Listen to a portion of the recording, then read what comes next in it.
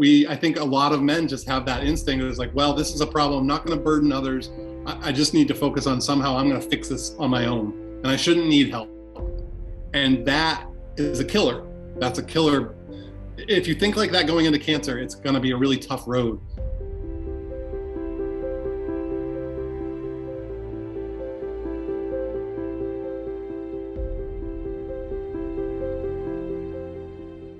Hello, it's Andrew Schorr with another edition of our Cancer Friends. I'm in San Diego, but joining us from near Portland, Maine, Cape Elizabeth, Maine, is my friend Trevor Maxwell. Trevor, thanks for joining us. Pleasure's all mine, Andrew. So great to see you. Thanks for having me. It's great to see you. Now, Trevor, you and I have talked before, and it was more than 2 years ago, so I'm really delighted that we can tell your story, which has been quite a journey. And as we can see over your shoulder, there's a big logo that says, Man Up to Cancer.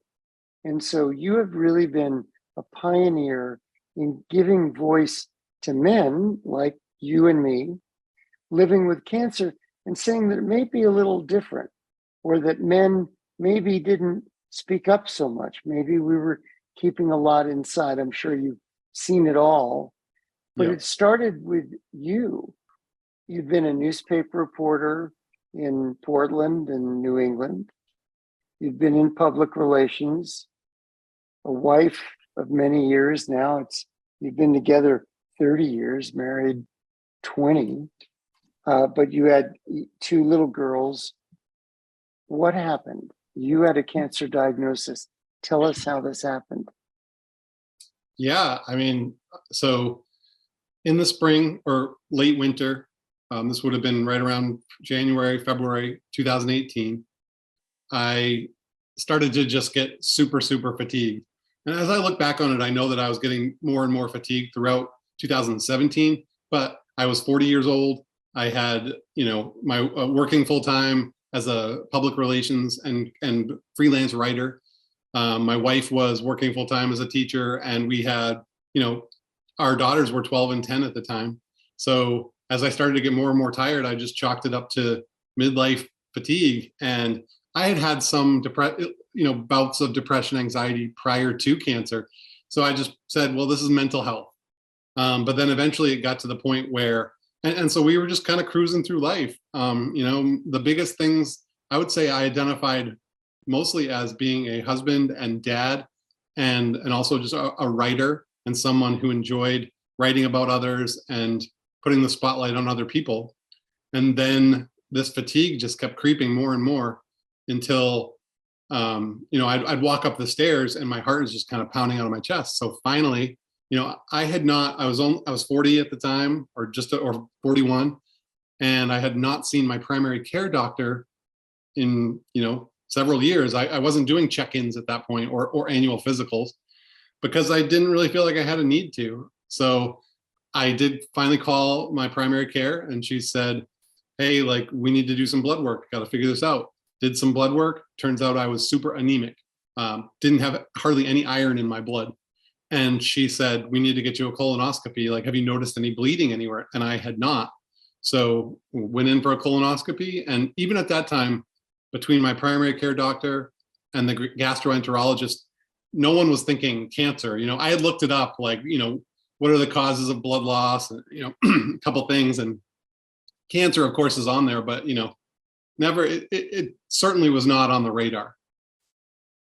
So, excuse me. So in March 22nd, 2018, I went in for a colonoscopy and had the procedure. And afterwards, the nurse took my wife and I and said, you need to see the doctor. Went into the doctor's office, and he said, I'm sorry to tell you this, but you have a pretty large mass in your ascending colon. And at the time, I couldn't tell you much about where the colon was or what it did. I was just, he said, you have a mass. It's about 9 or 10 centimeters. So 4 inches plus. We're going to need to refer you to a surgical oncologist. And we're sending off tissue samples for pathology, this and that. And he didn't say the word, but I'm hearing all this stuff like oncologist, and I'm just like, are you saying that I have cancer? And he looks at me and says, well, until the tests come back, I can't tell you 100%, but I'm 99% certain that you have colon cancer. And when I talk about when I use the phrase life asteroid, that's really what it was. You know, you're just going along through your life, and then this asteroid comes and just blows everything up. And that was the day everything changed for us. Wow. So there you are. You have two little kids, your wife, you've been healthy. So you mentioned you had some bouts of depression and anxiety before. Did this send you into a tailspin? Yeah, absolutely. So the first period after a diagnosis, you really are in like a physiological shock state. So I remember like the first week reaching out to people, like calling people and being like, yeah, you know, I have cancer. We're going to do what we need to do. But it was kind of like dreamlike. It was very surreal. And then after that, you know, I was just kind of thrust into this very unfamiliar chute, right? Like you're down the chute into this cancer land. You need to have surgery. You got to talk about chemo. You know, you're trying to learn all this stuff, and it's just overwhelming, so overwhelming and scary, right? Like we had little kids. You know, I had no frame of reference that this was going to happen in my life, so it was crushing. And then my mental health really started to, you know, go to some very dark places. So during 2018, so I had colon surgery, started on chemo. We thought I was stage 3 early on, but right away we did a scan after chemo, showed a lesion in my liver, metastatic tumor, and they could see that it was there prior to. They just didn't see it on the first scan. So there I was, stage 4 metastatic cancer patient.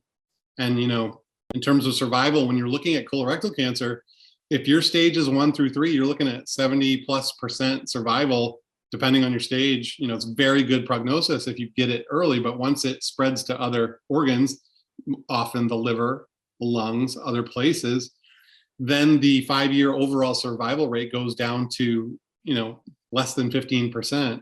And that happened to my mother, exactly that. Yeah, I'm sorry.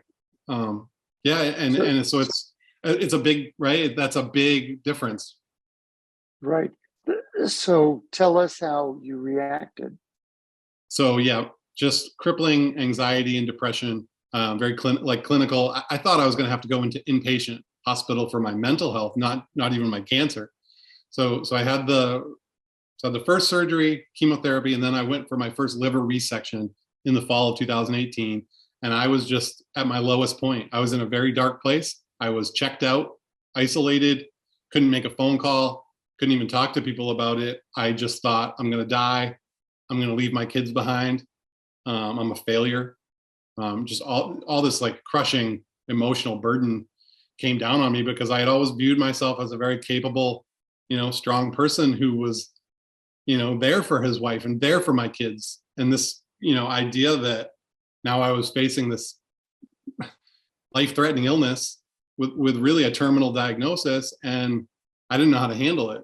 And my first instinct was to just leave. Like I wanted to just go into the woods and say, I don't want to be a burden. That's a theme that comes up a lot in Man with Cancers. We don't want to be burdens to our family. And sometimes when you get a diagnosis like this, that's how you feel. So that first stretch was a very tough place to be. So somewhere along the line, Trevor, you found purpose to dig yourself out of the hole. Tell us about that and what you noticed about yourself as a guy, and then how it could relate to others. I'm really, really lucky because I have a wife and kids and family and friends who, when I told them I don't want to burden you anymore, I just want to leave, like my wife is like, hell no. You're not leaving. We're going to love you through this and you're going to get better. So I say I'm lucky because a lot of men that I know don't have that support system. So when they want to run away, they just run away. But my family, they were like, you know, whatever we need to do to get through this, we'll do. So my wife really gave me that tough love conversation of like, hey, I will share this story. It's one that I share everywhere, which is one night talking to my wife. This is around Christmas 2018. Just had my liver surgery. I had drain tubes. Like I was a mess. And she was just encouraging me to like somehow get out of this pit, mental health pit. And I said, I just can't get over the idea of the kids remembering me as sick, being on the couch, being on the bed. And she said, I'm not afraid they're going to remember you as sick. I'm afraid they're going to remember you as sad. And in the book, I say that this is kind of like, sometimes you have a conversation that puts you on a different path, right? I call that my Shawshank moment. Get busy living or get busy dying. Because I knew at that point, like, I'm not a sad person. Like, I never was. It was just that cancer had taken me into a very depressed and anxious place. And so I couldn't snap my fingers and just crawl out of that pit, right? At that moment, like, oh, okay, I'm good now. But I heard what she said, and it kind of cracked me open to the place where I could be like, all right, like, I can't do this by myself. I need to get help. And that was the turning point where I got over that barrier of being like, I don't want to burden people, like, asking for help. So I started asking for help everywhere. I went to the Dempsey Center here in Maine. I got counseling, individual counseling, group counseling. I started reaching out to groups online, especially Colon Town and the Colon Club. And by accepting help and getting out there and saying that I couldn't do this on my own, I started to get better, because all of a sudden I was meeting people that were helping me. And I wasn't alone. I realized that so many people are going through this challenge. So many people with kids and people in at my age and even earlier. So that was really the turning point that started leading me towards my purpose.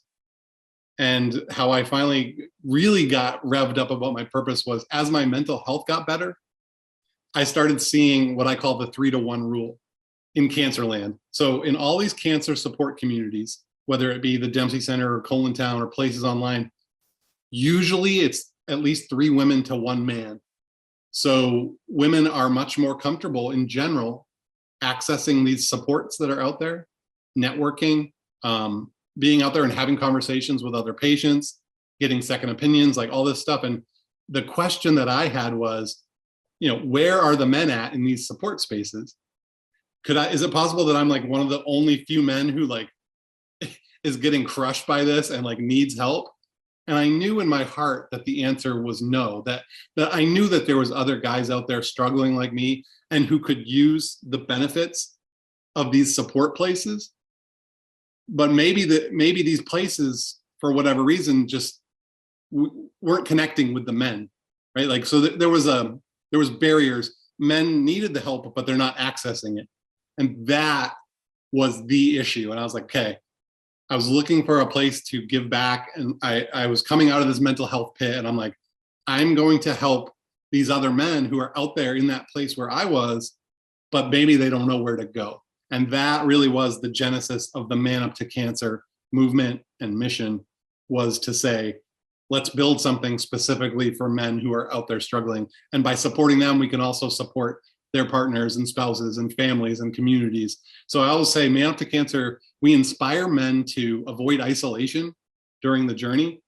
But in doing that, we also help everyone around them. So that's the background. Yeah. Wow. So January 2020, you launch Man Up to Cancer, not quite 2 years after you were diagnosed in this depth you had gone to. So tell us, how did you start? I knew that I knew the idea was going to be Man Up to Cancer, because we want to take back that phrase. To me, man up means bringing your toughness, because you're going to need every bit of your toughness to get through cancer, but also being willing to accept help, having the bravery and courage to accept help along the way, and then give it when you can. So I said, I'm going to do something called Man Up to Cancer, but I don't exactly know what it's going to be yet. I knew I wanted to have a group, and I knew I wanted to do a podcast and have a website with like resources. So I just started, I actually started putting up a Facebook group, and I developed the framework. Everything about Man Up to Cancer uses the wolf and the wolf pack theme. So Man Up to Cancer is a support community that inspires men to connect and avoid isolation when going through the cancer journey. And the whole idea behind that was we need to be wolves for one another going through cancer. Wolf packs are very social. If there's a sick or injured wolf, the pack is going to take care of that wolf, and they're not going to just abandon them.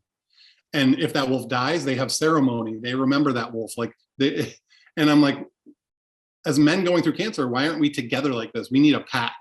And so I had fun with it. I was just like, started putting wolf stuff everywhere and be like, hey, be part of the Cancer Wolf Pack. So it started with the Facebook group.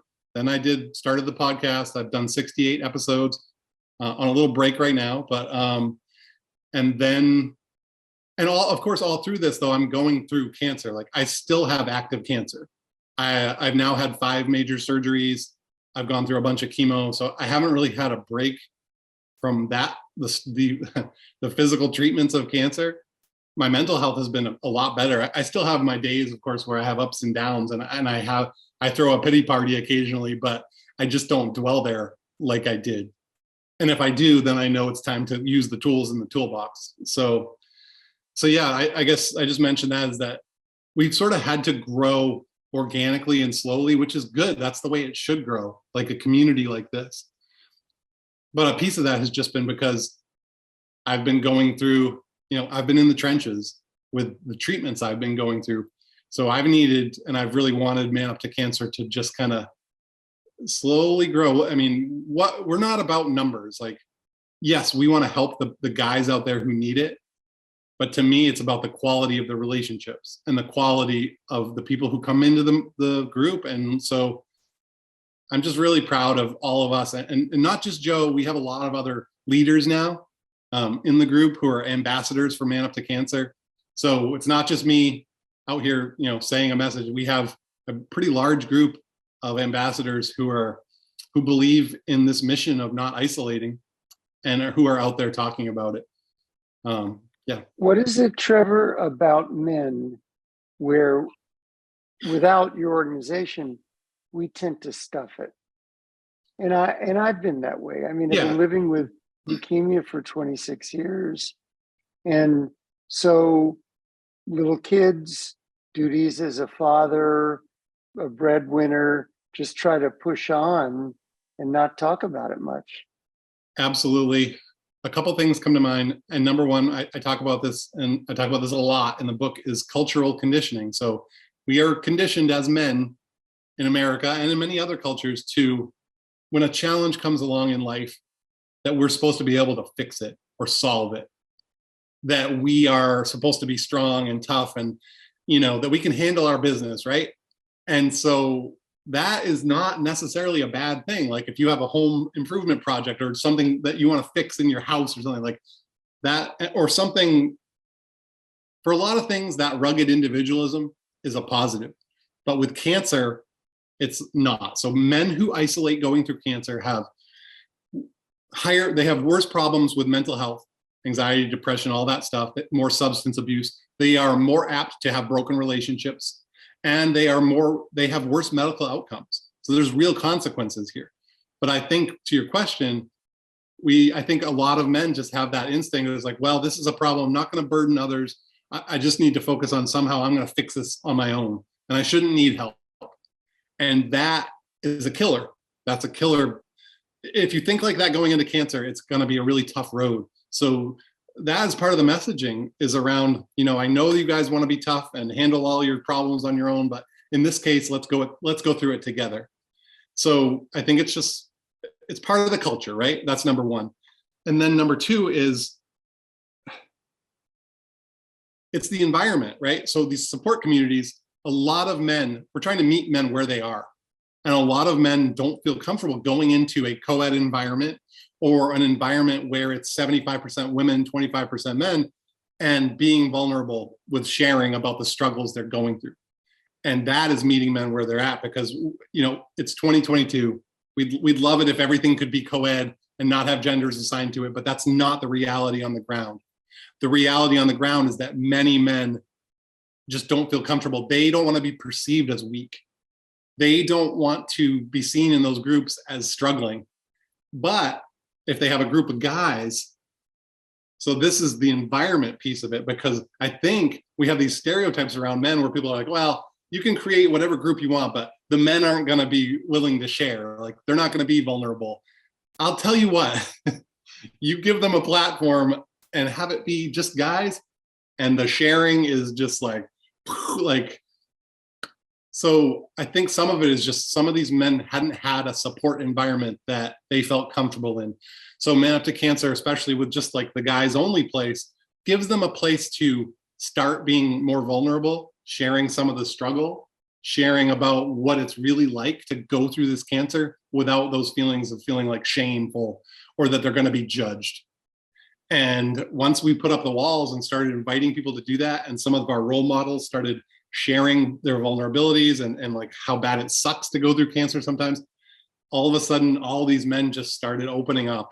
We hear, like, we'll have people every week that'll be like, I haven't really shared about this. I've been going through cancer for a couple of years and I haven't shared about this part of it, but man, I'm really struggling with X. And other guys will come in and be like, yeah, man, like, I've been struggling with that too. Like, you're not alone in that. And that is the heart of what happens in the group, is that kind of just bonding and open sharing, no judgment, all love. Well, clearly, I do editing of my feelings and words around my wife Me too. and my kids. You know, how you doing? How you feeling today? I don't level with them, or maybe what's in here. Yep. One of the things I wanted to ask you about is cancer land. You used that term earlier. Right. So much in cancer land has been driven by treatment in specific diseases. Correct. But your organization is talking to men no matter what cancer it has. And it seems like that was maybe a real gap, not just for men, but across cancer land, not so much about treatment, 100%. but about being a man with cancer. Yeah, you nailed it. And that from day one has been built into the recipe, right? We are not a treatment group. We have, I think, like more than 20 types of cancer represented in our group. So you're not going to be in there all day being like, let's talk about this specific treatment for testicular cancer or prostate cancer, right? From the beginning, I didn't want to be a treatment group because there's tons of those. I wanted to be the emotional support, like the guys' lodge, where you're just, you know, you've had a day of being out in the woods and now you just kick back in the lodge and you social. So we are, we talk about cancer, we vent about it, we share about it. It of course is a central theme in our group and what connects us as that shared experience and challenge, but we're just a social group at the heart of it. We talk about our pets and cars and favorite drinks and like, because it's the social isolation too that is not being addressed by some of these other groups. And there are great groups for treatment out there. So what we can do is act as a bridge. So let's say someone comes in and they have colorectal cancer. We're not going to sit there talking about all the treatments, you know, at all. Like we'll say, but hey, come here for your emotional support and your brotherhood. But if you want to learn about your treatment options, go connect with these people at Colon Town or Fight CRC or Colorectal Cancer Alliance, or all these groups that are out there that do these different things. If you want to learn about advocacy, here's the places where you can go. Because we find that like most of our core members, like people who are really into it, they'll go to these different groups based on their cancer type to talk about those treatment options. And then they'll come to the Howling Place to get the emotional support and to joke around and all that stuff. So you're right. That is one thing that makes us very different. And I'm really proud of that because I don't know of any pan-cancer groups for men that cross the board. So we have guys with all these different types of cancer that, because of this shared experience and hearing these words, you have cancer, we have so much that binds us together emotionally. Yeah, thank you for bringing that up. Trevor, I want to ask about how this has changed you. Now, we should mention you've gone through, I think, 5 surgeries. I think you may have a 6th one coming up. So you're going through all the treatment stuff, and thank God now you're here. Now you're going into your 6th year. Is that right? I will be at my 5-year mark in March of 2023. So I'm 4.5 years right now, coming up on 5 years real quick. Wow. Wow. So how has this changed you from the guy who got the talking to from your wife Yeah. and in the depths of depression, starting Man Up to Cancer? You talked about how it changed Mike. How has it changed you? It's a great question. I don't spend a lot of time, right? Like thinking too much about my own evolution because I'm living it day to day. But when I step back, I guess I could say that it's really, for me, this whole doing Man Up to Cancer and now seeing how that, I mean, first of all, for me, I have more support now than I've ever had, right? Like I have this wolf pack. I have these guys that if I'm having a rough day, I can go online and, get all this love and support, which is huge for me. So I'm just so grateful for that. I'm grateful for the men in the wolf pack and others that I've met through this Man Up to Cancer journey who support me and my family. So that's number one. And I guess the second thing I'll say is what I really wanted to do was get some redemption. Like I felt like when I checked out from my family and when I was going through all that depression, anxiety, I felt like I let them down. And I know that that's not, I know they don't look at it that way. And I don't either. Like I don't look back and get upset with myself for the way that I was, because I needed to go through that dark place to do the work that I do now. Like I wouldn't have this purpose without going through that hell. So I'm thankful for it now. But as I started to get out of it and improve my mental health, what I wanted to do was show my daughters especially that life is going to knock you down. Life is going to get you to your knees, whether it's cancer or something else. Like you don't have a choice. Like that's what's going to happen. But you do have a choice on how you respond to that. So I wanted to show them that life knocked me down, but that I could get up and I could do something with that pain, that I could make some change in the world that's positive, that's loving, and that's helpful, so that no matter how long I live, because my prognosis is still not good, right? So if I have another year or two, or whether I get through this and live another 40, that I can, on that day, whenever that is, I can say, you know what? I got up and did something to give them that example. So Trevor, there's uncertainty in all our lives. Yeah. And there certainly is uncertainty in yours with advanced colon cancer, the 6th surgery coming up, but happily the book coming out. How do you view every day now as you are propelled by Man Up to Cancer? Again, I have my normal ups and downs, and I have my appropriate emotions for what I'm facing, right? Like going through a life-threatening illness when you have a family like this, and our girls are 17 and 15 now. I'm so grateful to be here with them. But like, I guess what I'm saying is like, it's not all sunshine and rainbows, right? It's hard. It's really hard, and we can't ignore that. But at the same time, I think I have my heart and my spirit, my mind have all kind of evolved to live with this and to accept. Like, if I progress and pass away soon, like of course, like that's never going to be okay. Like it's all gonna be grief for the people left behind. But what I want everyone to know and feel is, and hopefully is, that the joy of having me in their lives, outweighs the sadness of having to say goodbye to me. So for me personally, I have adopted a very present mindset. I am very in the here and now, and I am grateful for every day. I'm grateful for all the blessings we have in our lives, and I feel like I'm on bonus time. There was plenty of times in the past 5 years that I did not think that I would be here in 2022. So I'm very grateful for that, and I'm grateful to just keep doing what I'm doing, first and foremost with my family, my Sarah and the girls, and how wonderful our family is. And so Sage is applying for colleges, and I'm teaching Elsie how to drive now. I already taught Sage how to drive. And these are things that every dad wants to do, these milestones. So every time that something like this happens, I just give myself that smile and be like, look how amazing this is. So it's a very present, grateful mindset. And again, that's not all the time. You can't live with that kind of mindset all the time. Like I'll get pissed off.